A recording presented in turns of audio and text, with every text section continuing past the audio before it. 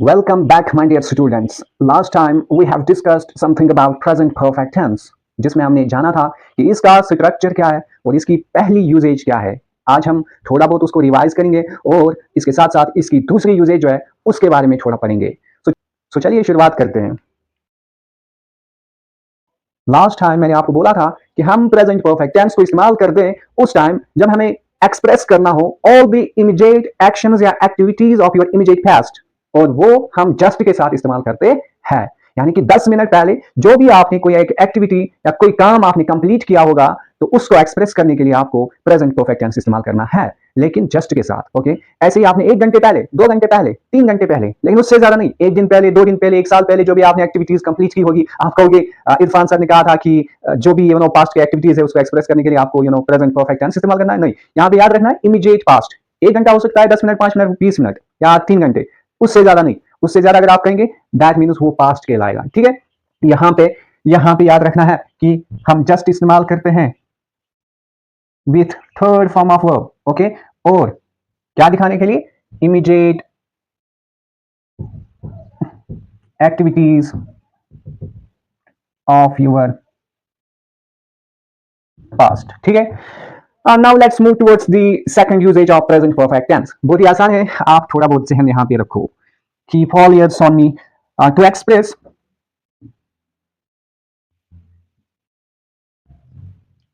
past activities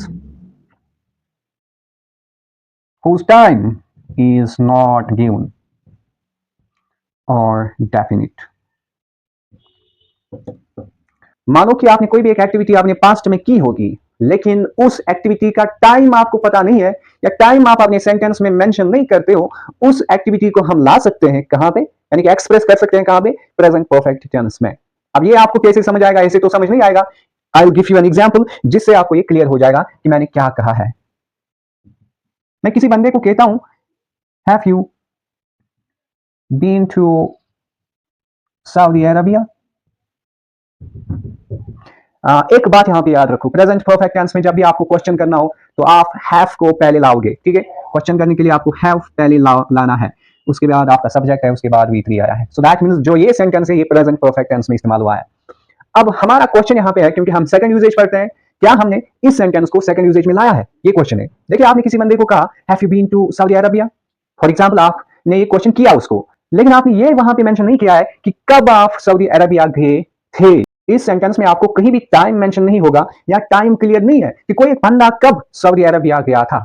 ठीक है, सो यहां पे क्लियर है कि टाइम मेंशन नहीं है। कोई बंदा सऊदी अरेबिया अगर गया था तो कब गया था? ठीक है, क्लियर नहीं है, या आपने मेंशन भी नहीं किया है कि कब एक कोई बंदा सऊदी अरेबिया गया था। सो यही सेंटेंस आपको एक्सप्रेस करने के लिए प्रेजेंट परफेक्ट टेंस मौजूद है। जब भी आपको किसी बंदे को कहना हो पास्ट एक्टिविटी के बारे में जिसका टाइम आपको पता नहीं है कि उसने वो एक्टिविटी कब कंप्लीट की थी, हाँ, तो वो वाला सेंटेंस आप एक्सप्रेस करने के लिए प्रेजेंट परफेक्ट टेंस इस्तेमाल कर सकते हैं।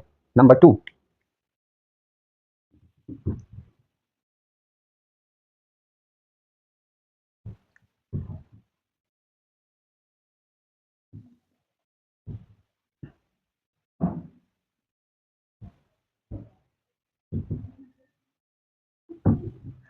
मैंने किसी बंदे को कहा have you read the power of your subconscious mind, तो इस वाले सेंटेंस में कहीं भी टाइम मेंशन नहीं है, कहीं भी टाइम क्लियर नहीं है कि कब किसी एक बंदे ने ये बुक पढ़ी थी।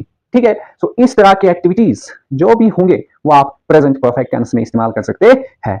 अब आप एक चीज करिए, आप कमेंट में इन दोनों यूजेजेस के सेंटेंसेस मुझे लिख के दो ताकि मुझे समझ आए कि आपने इन दोनों यूजेजेस को समझा है कि नहीं समझा है।